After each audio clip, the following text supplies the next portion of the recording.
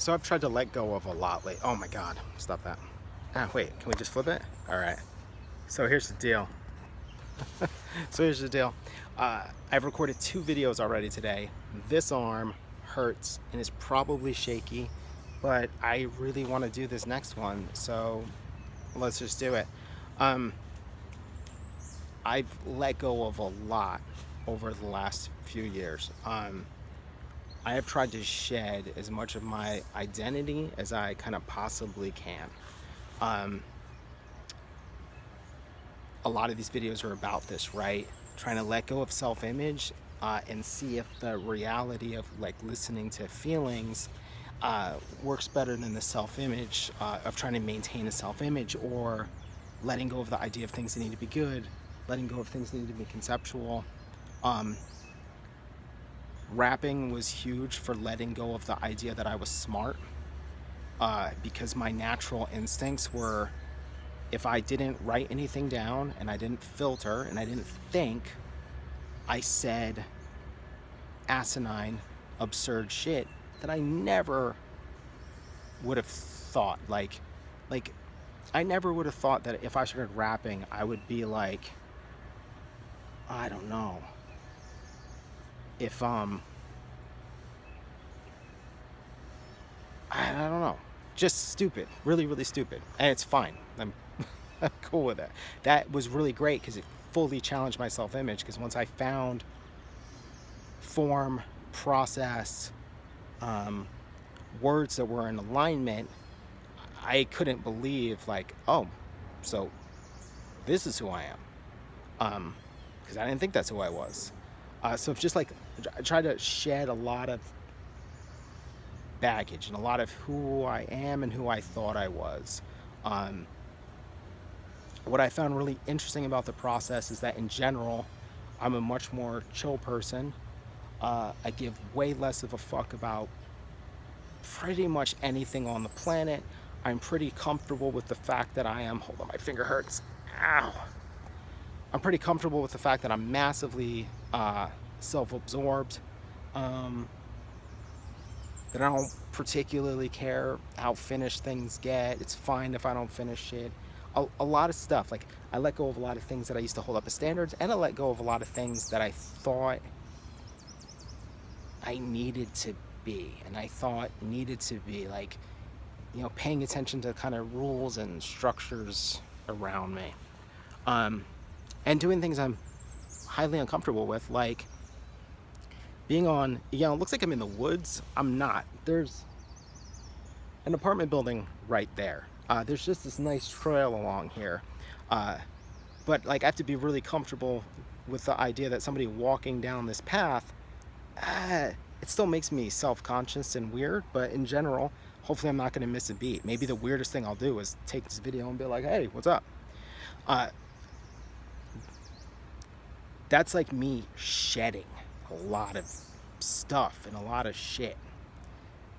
And what I've kind of noticed is that the real power in doing that is the things that nag at you once you've shed them. Like if you shed a certain ambition or a certain dream, if 2 years later it nags at you, you know definitively that it's your dream, it's your thing that you want. And that's maybe like the best thing about just letting go.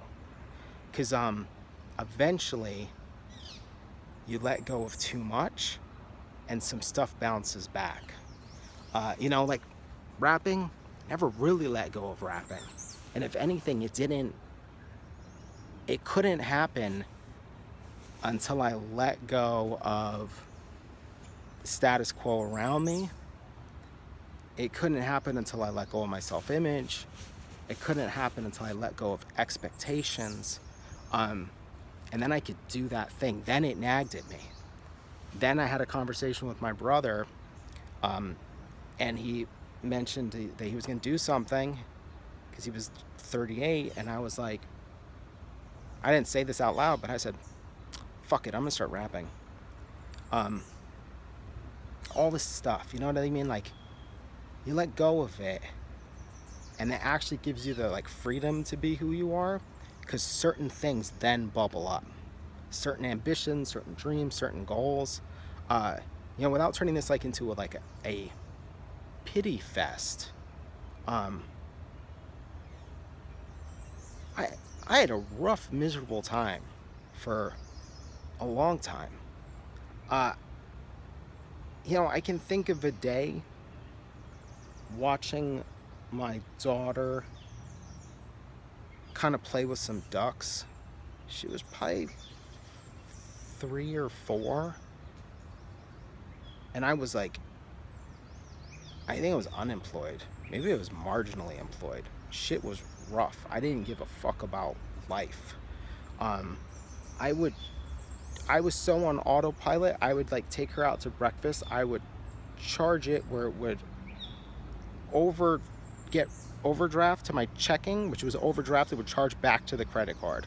That's like how fucked up and I didn't give a shit I was. So I'm sitting there, unemployed, trying to figure shit out.